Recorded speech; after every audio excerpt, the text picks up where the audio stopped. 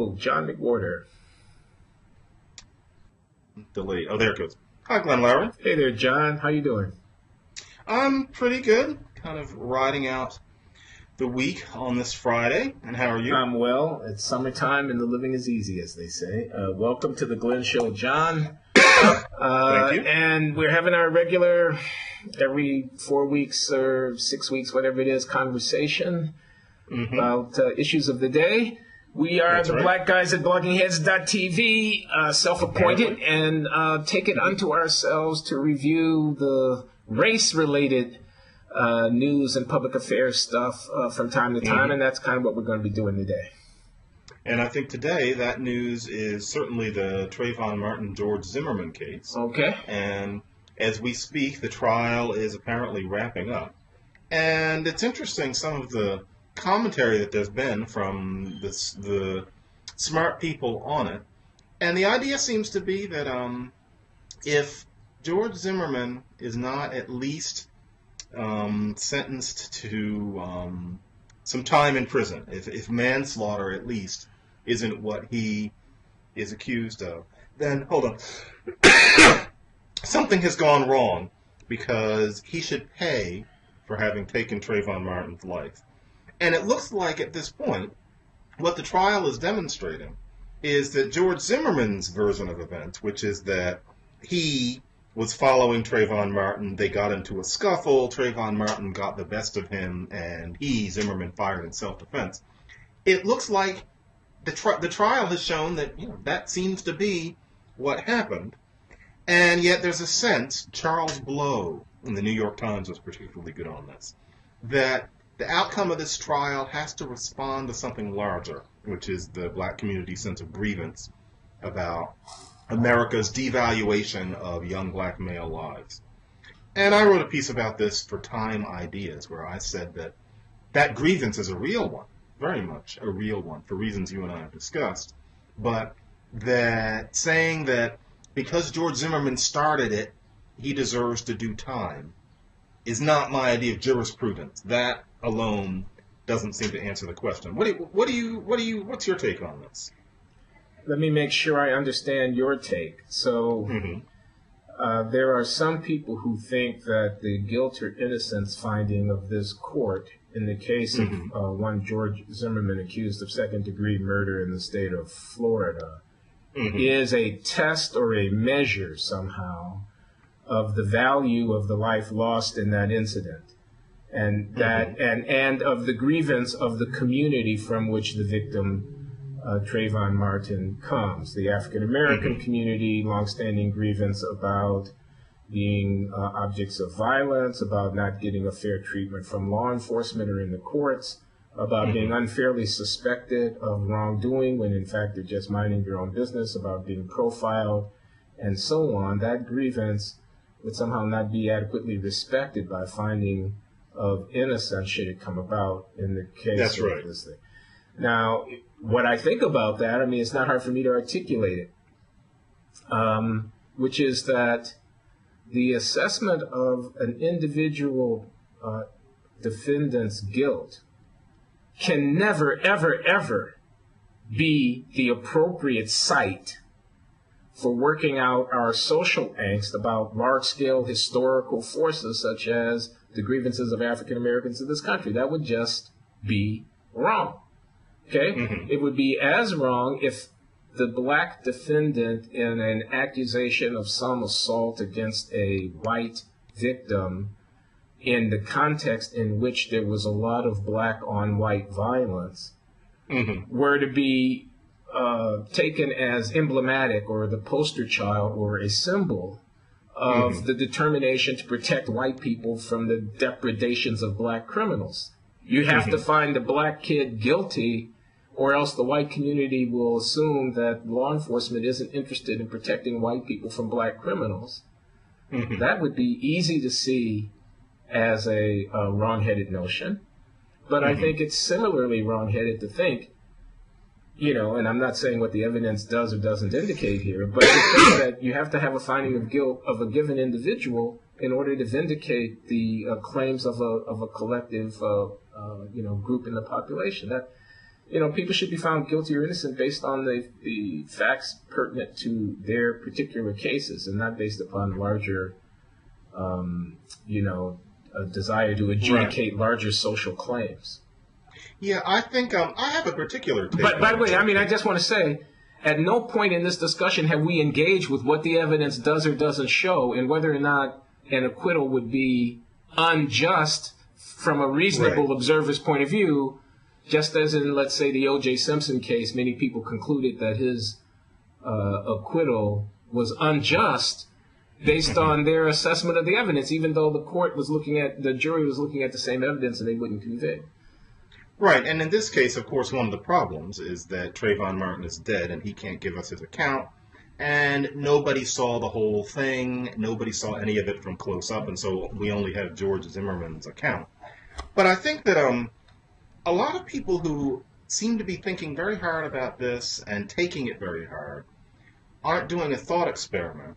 And that thought experiment is, suppose George Zimmerman were about 30 years old and a black man, and he lives in a mostly black town, and he sees a white youth swinging through from the town across the river. And the exact same thing, as far as we can reconstruct it based on what Zimmerman and witnesses have said, or the police, happened. Where this black guy asks the white guy, "What are you doing here?" and possibly, grabs his arm. And the white guy gets the best of him because he's bigger and in better shape. And the black guy shoots the white guy out of a feeling that he's about to be killed or seriously hurt himself. He just messes up. If it were a black guy who had done that, and let's call him Walter Haskins, when he does this to a white 17-year-old named Greg Pruitt, I think that many of the people who are thinking that somehow Zimmerman has to pay for the fact that he started it, even if he didn't mean to kill him, wouldn't seem to hold water. I think many of those same people would think that the black guy had to be understood, and I think they want to see that as part of a grand narrative of white racism applied to black people.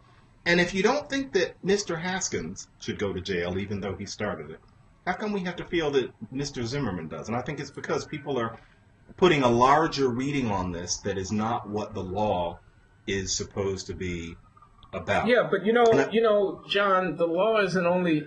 I'm not going to argue against the position I just took.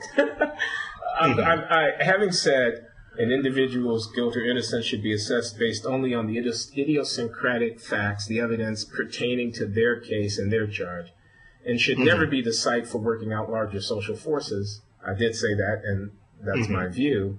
But I can see someone arguing as follows. Someone saying, yes, true, but particular cases are always the sites at which we work out larger such a thing. They will say things like, if a little girl colored Polly Class gets raped by an ex-convict in California, that was just one individual case.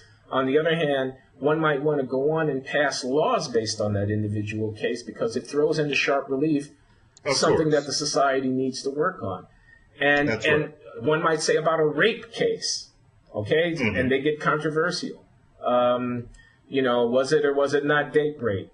Date rape. Do we or do we not believe the person, Tawana Brawley in one famed incident, or the Duke lacrosse thing and all of that in another famed incident? And then people concerned about women's rights, violence against women and so forth, may take the adjudication of such a case and the way in which the defendants and the victims' positions are regarded more or less respectfully, and the way in which commentary about the case seems to presume this or that or the other about the people involved, they may take that as reflective of, symbolically illustrative of larger forces going on in the society. So racial profiling, a kid's just walking in a gated community. He's presumptively suspect because he's of a certain age and a certain race. Somebody takes it on themselves to follow them. So now the kid ends up dead in a scuffle, the facts of which are unclear. Exactly. And a person may want to say, in order to make very clear just how wrong it is that a young man should lose his life under such circumstances, the person who's the perpetrator of that act needs to be punished, quite apart from whether or not I think he's... Now, Glenn, are you saying that a person might feel that? Yeah. Or that a person might justifiably make it so? Feel it.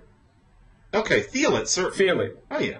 Yeah, And write columns to that effect. But a system of justice which put people in prison because they were the poster children reflecting the society's angst about something would be a system of injustice, not a system of justice. Right. And so what we need here, I think, is to revise laws like Florida's Stand Your Ground law, which is the kind of thing that might help a George Zimmerman get off. That's the whole basis of this trial. But we can't change that right now.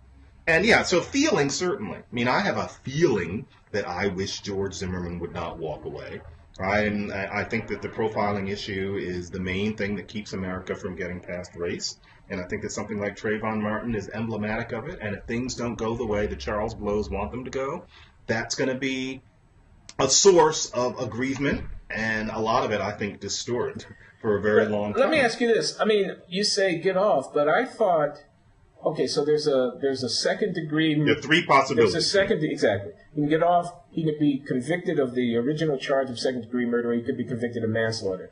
The murder charge requires that the prosecution demonstrate that he acted with malice or something to that effect. Exactly. And it's easy, in my mind, given what I know of the evidence, to imagine that a jury might conclude that he didn't so act. That he was genuinely fearful for his life or his serious bodily injury, but that nevertheless, because he did undertake this kind of stalking or profiling activity, that he oughtn't to go scot-free since there was a dead person at the end of the day who hadn't done anything wrong. And so a manslaughter charge is a way of kind of splitting the difference. And I'm wondering if you think that too unlikely, because it seems to me that that is really the more likely outcome if he's not going to be convicted of the original charge. Yeah, we can't know how the jury's going to feel about that, and I don't know whether any difference can be split between going to prison for 30 years on the manslaughter charge and walking. Is there something that can be done that is that puts him in jail for less time than that? I'm not sure, and I haven't read about it, but it would certainly make sense to me that there would be something like that. But from the way the media are covering it, there's a possibility that he really could walk away a free man. And then the other two main possibilities are 30 years or so for manslaughter and then life for murder. And I think that we might know as early as tomorrow what the verdict is. But it's just a very interesting case because it does play upon people's sense that there needs to be a larger justice. I think many people are seeing Trayvon Martin as a stand-in for Amadou Diallo and Abner Louima and even Emmett Till. And I get that, but I'm not sure that that's how jurisprudence works. Well, I want to say this. That young man losing his life in that situation is a tragedy and an outrage. Right? And whatever the outcome of the judgment on George Zimmerman's guilt or innocence and what he's charged for, whatever the outcome, that doesn't change the fact that it was both a tragedy and an outrage that that young man should have his life come to an end under those circumstances and in that way. And he didn't do anything. It seems to me that you say the Charles Blows of the world, okay, we're painting with a broad brush, but fine, that their interest in having no one lose sight of the tragic and outrageous thing that has happened here, having an acquittal not become the vehicle for a kind of blasé, oh well, move on, nothing really to worry about here response. I mean, I think they're legitimately concerned about that because it was an outrage that young man should have lost his life in that way. If that's all they were saying, see, that's what you would say if you were writing their columns, and I would think it was completely correct. I've taken a lot of grief from a lot of white people who are very disappointed in me, apparently, because I think that the whole thing was an outrage, and I have written very anti-George Zimmerman pieces, and I've tried to call attention as much as I could to how important this case is and what the feelings behind it are based on. But I think that to paint with a broad brush and call people Charles Blows, that this is various people, also at the Nation and various other places. The idea seems to be not just that we should know. That's a Glenn Loury thing to say. For them, it's that Zimmerman should not be able to go back to his living room And if he does, then there's been a real miscarriage of justice, because at least he started it. And then, as we've been saying, also there's a larger symbolic issue here, and Black America must be placated. That is what worries me. And Charles Blow specifically, did you read his piece in the Times, I think, last weekend, where he very carefully tried to take apart George Zimmerman's physical account of what happened? It's clear that Blow really doesn't want Zimmerman to just possibly be a putz who didn't know what he was, getting into when he profiled Trayvon Martin. There's a desire for it to be a certain way. And I lose the Charles Blow figure in that way. I feel that it might be that George Zimmerman was just a fool, as opposed to somebody who you would tar as a murderer. You know what I mean? I know what you mean, and the reason that I know what you mean is because I remember Henry Louis Gates Jr. and Officer Crowley. 2009. This was Cambridge, Massachusetts. This was a Harvard professor who's an African-American and a very well-known figure, Henry Louis Gates Jr., and this was Officer, I think, James Crowley, who was a working-class guy from Greater Boston who was employed by the Cambridge Police Department and who arrested Professor Gates on Professor Gates' own doorstep after an altercation ensued when the officer had been called to the scene because Professor Gates was observed by somebody breaking into his own house because he had got locked himself out.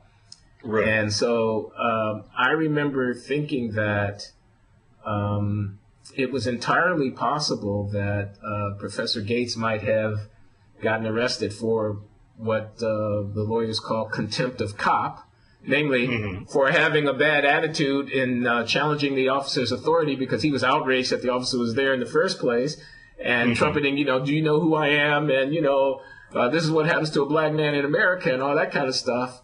And it might have had nothing to do with, race in any larger sense. It might have just been the personalities clashing in the wrong way and the egos getting in the way and the testosterone. And you wrote about this in the Times. Yeah, right? I did write about it in the Times, and I don't take it back.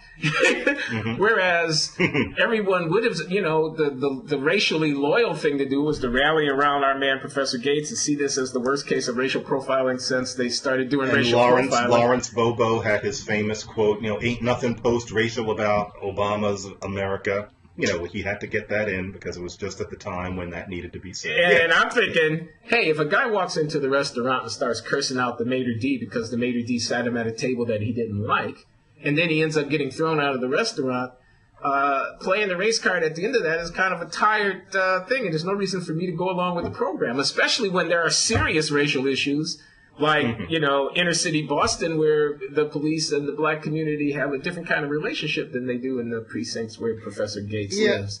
And you see, the thing about... So I can relate to what you're saying, but I just want to say this. It's going to get you called an Uncle Tom, John, just like some commenter at bloggingheads.tv had the temerity to call me and you refer to our perfectly sensible discussion of racial issues as an Uncle Tom-versation.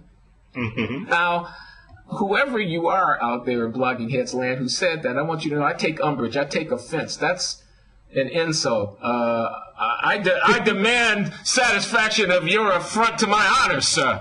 I am Uncle Tom because I think for myself, because I don't spout the, NAACP party line. I mean, give me a break, please. Okay, anyway. Glenn, since you've already gotten us in trouble by calling out whoever this person was, I'm gonna toss in.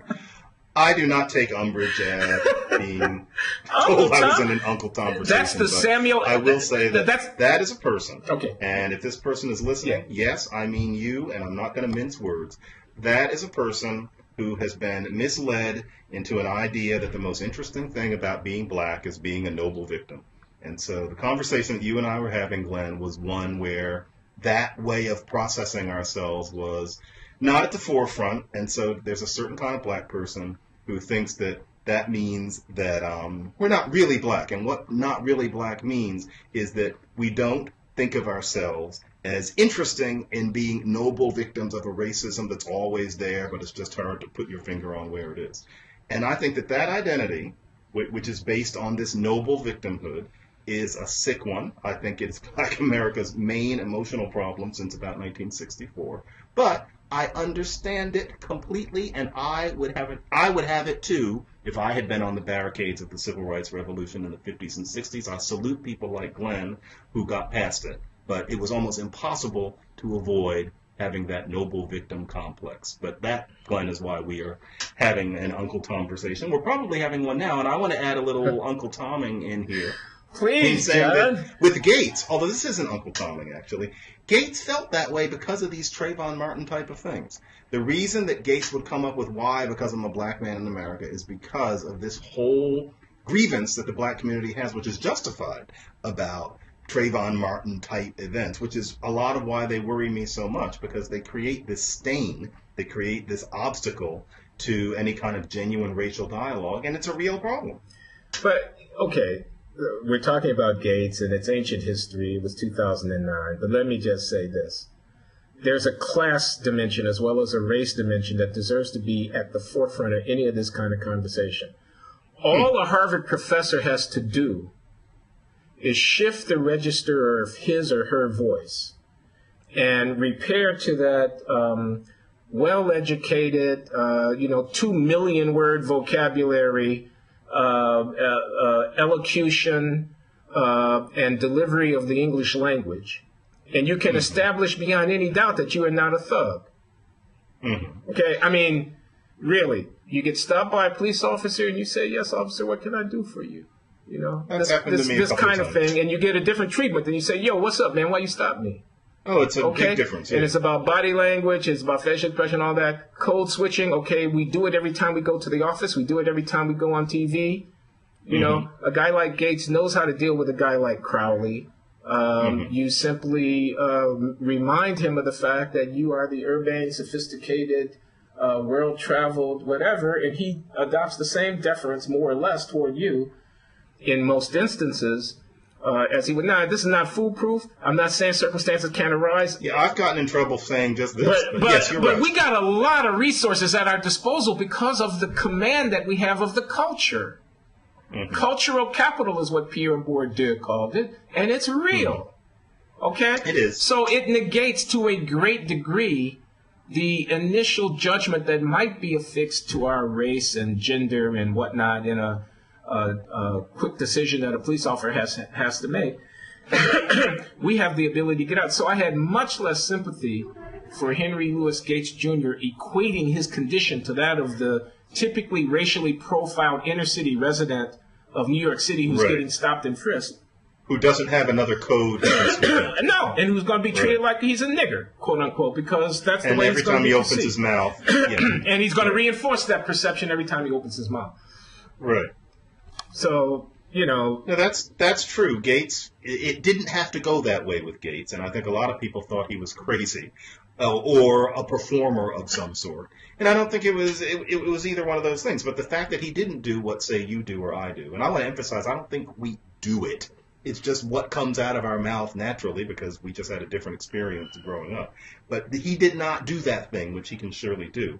I think it's because he was identifying with his own people and the ones that really suffer. And the way he did it was not very constructive, but it was coming from a place of genuine sympathy for people who have it worse than he does. And it's too bad that he had to do it. And here we are, 4 years later, and that was supposed to be a teaching moment. And what have we learned? Well, as we wait for the Zimmerman trial to end, I'm not sure what America has learned.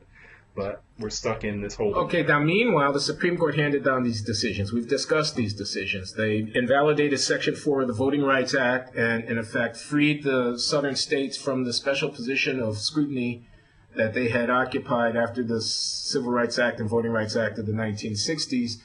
Mm-hmm. They also ruled in the affirmative action case.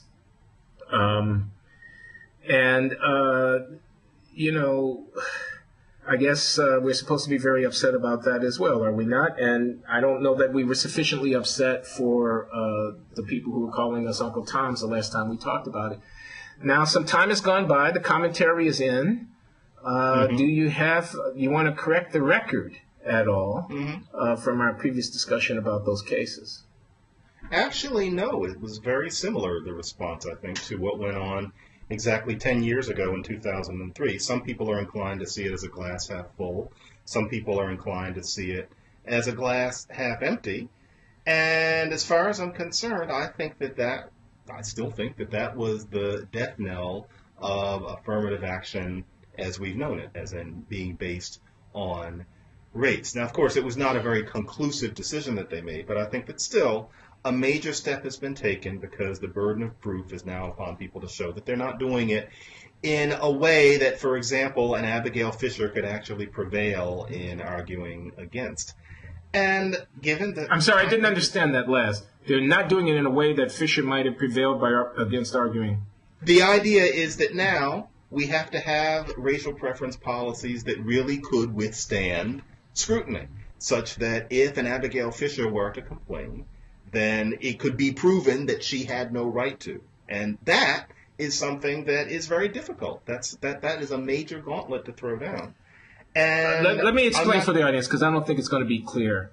The strict scrutiny standard, which governs the legitimacy of racial affirmative action by a public institution in the United States under the Supreme Court, requires both that the use of affirmative action be narrowly tailored, that is to say, there is no alternative policy that's feasible that could achieve the same end, narrowly tailored to pursue a compelling public interest. The court upheld the idea that racial diversity in higher education is a compelling interest, but they asserted that it needed to be demonstrated by the University of Texas in the Abigail Fisher case by referring it to the lower court, back to the lower court, that indeed their use of racial affirmative action was narrowly tailored to meet that compelling interest. And that's going to be difficult for them to do. They're going to have to show there's nothing else short of a racial preference that they could have employed that would have also achieved the racial diversity that they were seeking. And let me add that that's in a context where over the past 10 years, there's been a whole lot of research done by people like Richard Collenberg, arguments made by people like Dalton Conley, that you can give a great advantage to Black and Latino people with a socioeconomic focus. And so that's important too. It would be different if this were 20 years ago. But now there's a very different context. And so the class argument not only fits in with the times after Occupy Wall Street and the 47%, which are not racial concepts, but also there's research at this point, which will surely be brought to bear by people who are arguing against racial preferences. So I see that as the beginning of a new day. The research is controversial, John. Okay, it's a new day, maybe. But there's an argument about the research. Okay, so it's true that Collenberg and others say that you should use class and not race in the implementation of affirmative action. That's a normative argument. I mean, that is to say, that's a value judgment argument. A person could say class diversity is a thing that you should be shooting for, not racial diversity. Well, they're saying more than just should. Well, yeah, and that's the point that gets controversial. That on the moral part, you might agree or disagree with that, but that's a values point. Yes. On the part about you can do it, there's controversy, and the controversy turns on if you use class and not race, because the relative number of lower class persons who are white is very large. And because the disparity of academic qualification amongst the lower class between Black and white is also very large, you will not end up with the same amount of racial diversity as you would have gotten, nor with the same quality of racial diversity. The same amount of racial diversity because most poor people in this country are white. So if I just give a preference to poor people, I'm going to get mostly whites. And the quality of racial diversity in the sense that if the Blacks that I get under an affirmative action program that is class-oriented are poor Blacks who had been perhaps not well educated and had gone to disadvantaged backgrounds, schools, neighborhoods, and so forth, they may be especially weak academic performers. And so I end up with fewer and with less promising African-American students at the elite universities if I use a class-based matrix. But, Glenn, you're saying it's controversial, which it is, because people certainly have different views and they make them coherently. But then there are coherent responses to those arguments, too, such as that a constant complaint and this is from the left against racial preferences, has been that they disproportionately benefit the black middle class. Now, we can certainly say that the black lower class and the black lower middle class are going to have problems with academic preparation, but last time I checked, the idea was that we were not going to leave them out, that it was time to stop having people like me or my children be the main people who get affirmative action. And so that's just a response to the controversy. And similarly, the whole point that maybe you wouldn't have quite the numbers of black and Latino people that you'd have if you also tried to get the coal miner's daughter, as I sometimes put it. That's not a shut-down point, because the whole question is, what exactly are the numbers that we're looking for? And what exactly justifies being less interested in the coal miner's daughter than in the black applicants? And I think that all of these are such legitimate arguments, even if controversy will continue and people will continue to draw lines in the sand, that I think you and I will agree that there's a very different debate now than there was about this in, say, 1995. The debate is shifting, but I just think you're wrong about some of the stuff that you were just saying, John. I mean, these are elite institutions. Okay, I'm thinking about Brown. I'm thinking about Princeton. I'm thinking about Berkeley. These are elite institutions.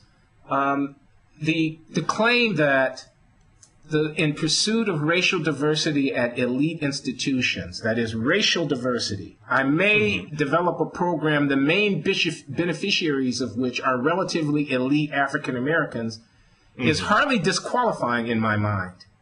Okay, you just said we all agree that it's a problem, even on the left, that the main beneficiaries of affirmative action should be the sons and daughters of people like Barack Obama or John McWhorter or Glenn Loury, that is to say middle class or upper middle class or even wealthy African Americans. And what I want to say in response to that is, well, that's a much too broad of a claim. There are certainly some circumstances in which I would expect that the main beneficiaries of affirmative action would be such people, because the venues in which I'm trying to introduce the racial diversity are themselves of such an elite character that an appropriate fit in my effort to get racial diversity would naturally lead me, more often than not, to the sons and daughters who had been given the kind of cultural equipment and background that would allow them to prosper and flourish in such an environment. Well, okay. Well, Glenn, you're making me think of something. This is a distinction that is not often made. When I think of, and I think this is true, when you think of affirmative action, just spontaneously, your first vision, the first school you think of, I think, is Brown. Or you would expect that mine would be Columbia. Yeah. Whereas for me, when I think of affirmative action, the first school I think of is the University of California system, or the University of Texas, or Rice, or Northwestern, one of the selective schools, but frankly not one of the tippy-top 7 or 8, including the Ivies. The kind of affirmative action you're talking about is fine with me, because that's what we've called thumb on the scale. If there's affirmative action of that kind at Columbia, and I imagine there is, it's fine with me. I'm talking about when you're dealing with a different sector of society that's being aimed at. Do you see the kind of difference that I mean? Yeah, I do. Where the lower class black person would have a chance of succeeding with the work that was given. I do, but here's what I want to say, John. We have a class inequality issue in the United States of America, and affirmative action admissions to higher education is not the place to try to solve that problem. Okay? If you don't like elitism, go after elitism. Okay? I mean, that is, go after the fact that high-income families are much more likely to get their kids into these selective schools than is otherwise the case. Don't use affirmative action, racial affirmative action, one of the historical programs designed to open up the arenas of power and influence in the society to a diverse set of occupants. Okay, don't use that as the site to work out your, I don't mean this personally you, but I mean, we ought not to use that as the place where we try to resolve our angst and our unhappiness about the fact that the coal miner's daughter is less likely to get into Brown than the stockbroker's daughter. That's true and perhaps lamentable, but to correct it ought not require us to scuttle the objective of having there be 5 or 6% or whatever it might be of African Americans who are occupying seats at these elite places. We can do both of those things. And when we do it right, we will end up with doctors and lawyers' daughters who are black sometimes and sons getting a preference. And that'll be true even when the coal miner's daughter from West Virginia doesn't get in. And that's okay. I mean, you know. So you don't want to revivify what the SAT was supposed to be for, such that at a Columbia or a Brown, there's a good, healthy contingent of coal miners' daughters who happen to be good at tests and did very well in school and got recommendations that were spectacular. And maybe their dossiers weren't exactly what our prep school elites were, but it's clear that they will thrive here. You don't think that there should be a segment of those people? Yes, I do think there should be. I think that if I'm running the admissions office, I want to look at some of those applications and admit some of those people and give them the financial aid that they need. I just don't want to scuttle racial affirmative action by converting it into a class-based program in which every one of the seats that I might have otherwise set aside will go to people like that, or the vast majority of them, and in which the number of African Americans at these places will fall by half or more. Right. We can do both. We don't have to conflate racial affirmative action with class-based affirmative action, which would, in my view, be a significant blow to the representation of African Americans at the elite colleges. We can maintain their representation with racial affirmative action and also modify admissions policies toward people in the working and lower classes of the society. Well, I think that looking at universities overall, that all of that can be done. What goes on site at Brown versus what goes on at Northwestern, I think, are going to be different things. But ultimately, you would say, do you believe in lowering standards somewhat for Brown students in order to create what you are suggesting? Should standards be somewhat lower? No. To admit Brown students to a selective university? No. Okay. No. I don't think so either. And there you go. No, I'm an elitist in that respect. I think that I think that the relative distinctions that there are to be drawn between the rankings of institutions of higher education are grounded in objective differences in the quality of the experience that one can have, in the resources of the faculty and so forth that come, and in the talent of the other students who are on campus. Brown admits 1 in 11 applicants. 1 in 11. So that's selectivity, and that selectivity certainly has consequences in terms of the quality of mind and intellectual potential of many of the young people who come to our campus. I think that's something special. I wouldn't want to see it washed away. Now, if it could be tweaking it at the margin, slightly less selective in order to get, maybe I could be persuaded. I'd have to look at the facts. But significant change in the character of the institution to accommodate a more economically diverse student body, no, I wouldn't do that. Yeah, I think if you blew everything up and started all over, and you were trying to explain to some interplanetary ethics board how we adjusted for inequality in our society, they would completely understand that standards were somewhat changed for people based on how they grew up. But then when you try to explain, then there are people of a certain skin color who've not been treated well historically, and there's still problems now.